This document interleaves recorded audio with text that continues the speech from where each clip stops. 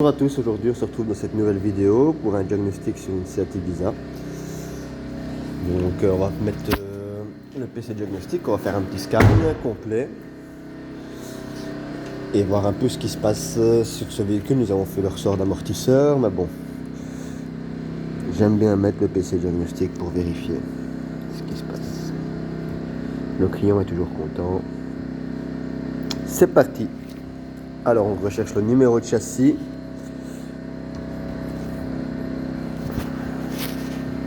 Qu'est-ce qu'il va trouver? Voilà. D'accord. Donc c'est la 400 TDI. C'est pas l'écomotive, c'est la 59 kW. C'est parti. Donc soit on fait un scan rapide complet de tous les boîtiers calculateurs, ou soit on choisit l'unité de commande qu'on veut. Donc par exemple, si je veux choisir l'unité de commande que je veux, voilà les différentes options. Ici, moi, pour pas m'amuser à faire un par un, je vais faire un scan automatique et ça reprend vraiment la totalité de ce que je viens de vous montrer. Donc moteur, aucun défaut. C'est déjà bien. C'est déjà bien pour 305 000 km. Sur ce véhicule, nous avons fait dernièrement, pendant que le scan se fait, nous avons dernièrement l'alternateur, l'embrayage. Ici, nous venons de faire le ressort d'amortisseur. Le ressort est complètement explosé. Ça vient tout juste d'être fait, c'est tout frais. La batterie a été changée. L'entretien a déjà été fait. Les deux triangles avant ont déjà été changés. Les biellettes de barre stabilisatrice ont déjà été changées une fois, mais ici, faudrait les rechanger. Les pneus ont déjà été changés. Bon, voilà, le client, il fait les frais qu'il y a à faire, il n'y a pas de problème pour ça. Donc, voilà, il en prend soin quand même pour 300 000 km. Bon, ici, elle est un peu sale parce qu'il fait dégoûtant en Belgique, mais bon, pas le choix. Donc, revenons au diagnostic. Donc, voilà, hop. Dans électronique de frein, nous avons un défaut. On va aller voir ce qui se passe.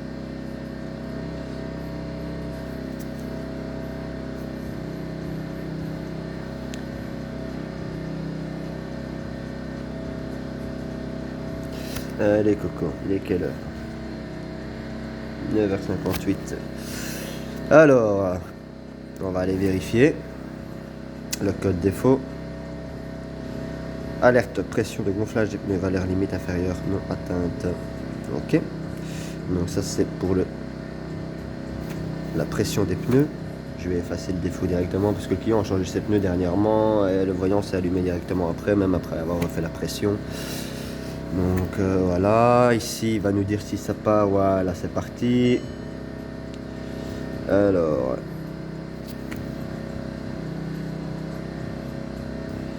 ici, qu'est-ce qui se passe? Pression inférieure non atteinte, calculateur de bord, limitation, fonctionnement du. Ouais, ben ça, le premier, c'est sûrement que son gaz airco n'est plus. Enfin, il est trop bas. En même temps, c'est l'hiver là. On va aller voir dans l'électronique centrale. Électronique centrale. Calculateur mal codé. Ouïe. Ça a déjà chipoté dans le calculateur. Soit une reprogrammation mal faite ou je sais pas.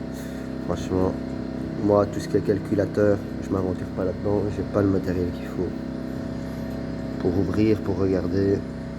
C'est minutieux. La clé. On va lui faire un petit nettoyage de tout et on verra bien ce qui revient après un redémarrage de la voiture. Alors, module multifonction. c'est pension d'alimentation, valeur limite non atteinte. Bah, c'est toujours quasi les mêmes codes défauts qui reviennent, hein. Des valeurs non atteintes, des valeurs trop basses.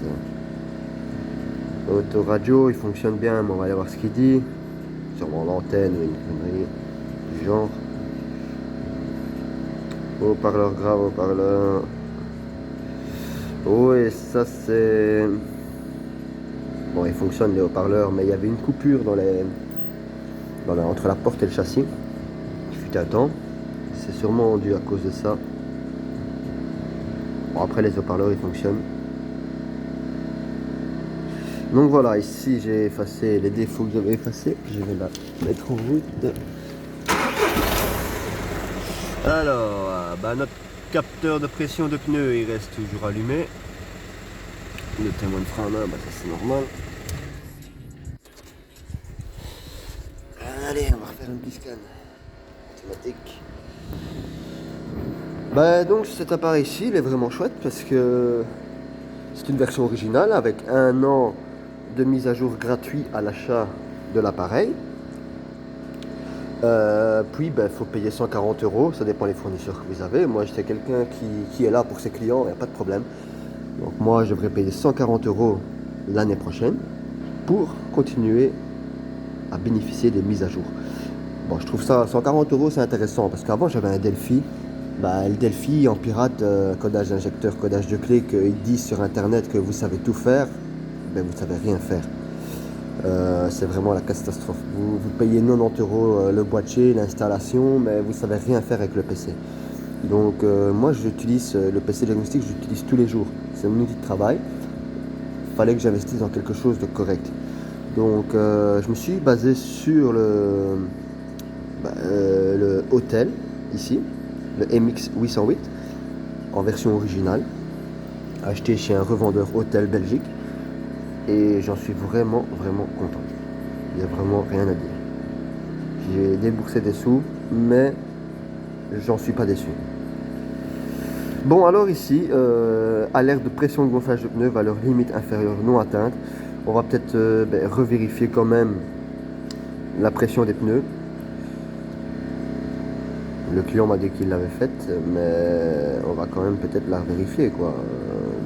Peut-être une micro-fuite ou la pression n'est peut-être pas bonne, ça dépend de la station. Donc on va vérifier tout ça, mais au moins on sait ce qui se passe. Donc voilà, si vous voulez faire de votre côté une vérification de votre voiture avec un PC diagnostic, soit vous allez chez un professionnel, ou soit vous trouvez une annonce sur internet chez quelqu'un qui n'est pas mécanicien, qui a acheté un logiciel ainsi vite fait sur Amazon ou sur Wish ou je ne sais pas où, ou chez un revendeur qui fait ça chez lui.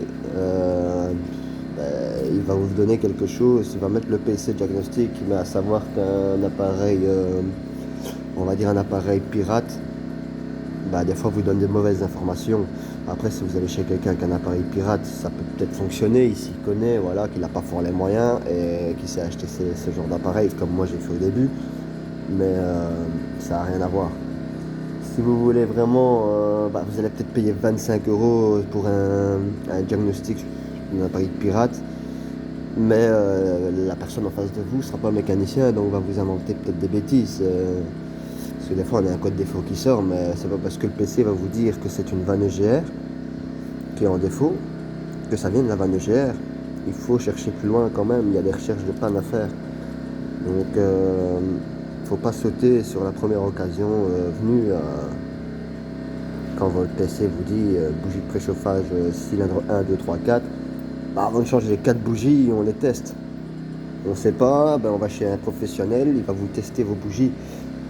Parce que des fois, vous changez vos bougies, vous allez débourser 120 € pour 4 bougies de préchauffage. Et au final, c'est pas ça, c'est le boîtier de préchauffage. Ou une coupure dans le cadre quelque part. Il y a des recherches de panne à faire comme ça. Donc il ne faut pas s'aventurer chez des petits particuliers comme ça qui font des diagnostics. Maintenant, si c'est des amis à vous, pourquoi pas, qui vous fait gratuit, voilà, vous allez, voilà, c'est fait. vous savez plus ou moins, puis vous allez chez un professionnel et vous verrez l'autre défaut qui sort. Donc voilà. Tout simplement pour vous dire ceci. Donc ce qui est bien avec le diagnostic, c'est qu'il est livré avec sa petite valisette qui est agréable. C'est très agréable. Et voilà. Donc on se quitte, ça fait déjà 10 minutes pour un simple tuto de diagnostic, je trouve que c'est assez bien. On se quitte pour ce tuto diagnostic. J'en referai des autres pour tout ce qui est recherche de panne peut-être. Et on se verra sûrement pour le remontage de la Vectra GTS, où nous allons remettre un nouveau collecteur d'admission, replacer la pompe à injection, la courroie de distribution, remonter le tout et insister au premier démarrage. Et ça sera chouette. C'est une vidéo qui durera assez longtemps, mais ça sera pas mal. Je vous dis à bientôt et bonne journée.